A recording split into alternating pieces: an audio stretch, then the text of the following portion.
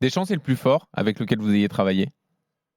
Au point de vue management de groupe tel qu'on l'entend aujourd'hui, avec toutes les subtilités, la difficulté de gérer un groupe d'une cinquantaine de personnes sur 7 ou 8 semaines, il est, à mon sens, c'est le plus fort que j'ai fréquenté, et deux, je ne vois pas qui aurait la même capacité à tout anticiper, à tout voir et à intervenir quand il le faut avant que la sirène se déclenche. Ouais, il n'a pas vu arriver Shibanda, il l'a pas vu arriver, Shibanda, par exemple. Il n'a pas eu la vision de Domenech. Non, c'est Domenech, il a vu la vision de Shibanda.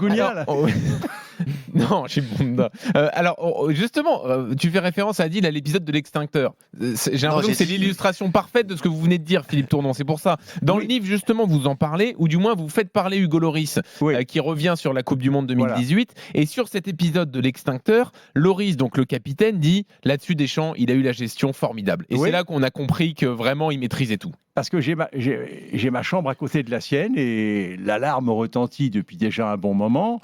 Et on ne se lève pas la première fois, mais la deuxième, on y va. Là, on est à l'Hôtel des Bleus à la Coupe du Monde 2018 en Russie. Voilà, on descend l'escalier et là, il est vraiment en colère. Il est 3h30 ou 4h moins le quart.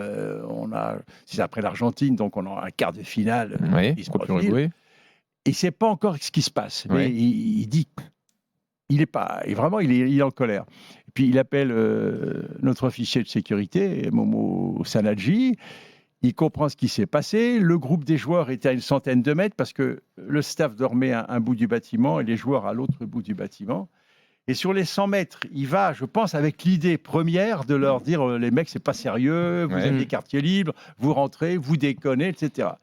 Et chemin faisant, il se rappelle qu'il a été joueur, qu'il a fait des conneries lui aussi. Et là, arrivé au contact du groupe des joueurs, il a son plus beau sourire. Il a dit bon allez, bonne nuit à tout le monde, on en reparlera demain. Voilà, ça, et c'est ce que dit Lloris. Il dit s'il arrive vers notre groupe et qu'il nous pourrit, il peut casser quelque chose dans notre relation à lui. Il le sent, il le devine et il va se contenter d'un allez, on verra demain. Voilà, c'est ça, c'est la capacité à sentir le truc finement et à ne pas voir le mauvais geste, le mauvais mot, le mauvais comportement qui peut déstabiliser. Bravo Adil, c'est remarquable ce que tu as fait. Adil, ce que tu as fait, formidable. Philippe, quand tu le racontes en plus, Philippe, je te jure que j'ai vécu la scène.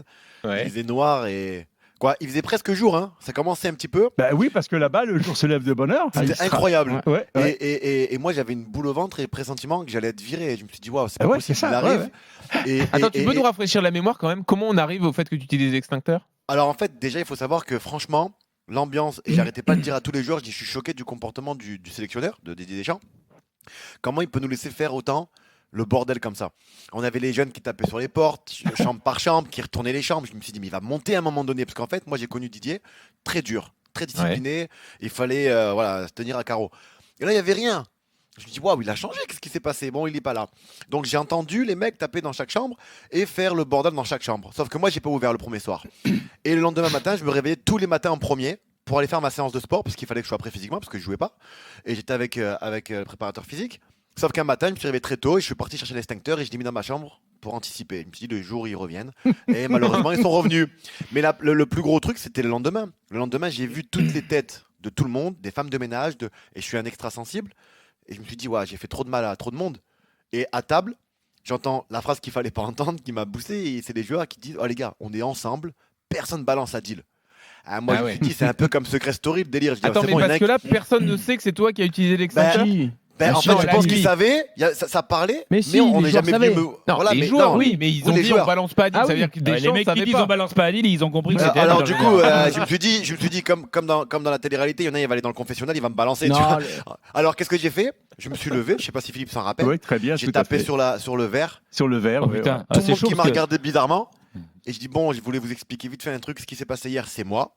Quand Blaise il m'a dit on balance pas à deal, dans ma tête, je me suis dit je vais sauter. Je préfère sauter avant qu'on me pousse, tu vois. Mais là, tu t'es dit ils vont me renvoyer en France?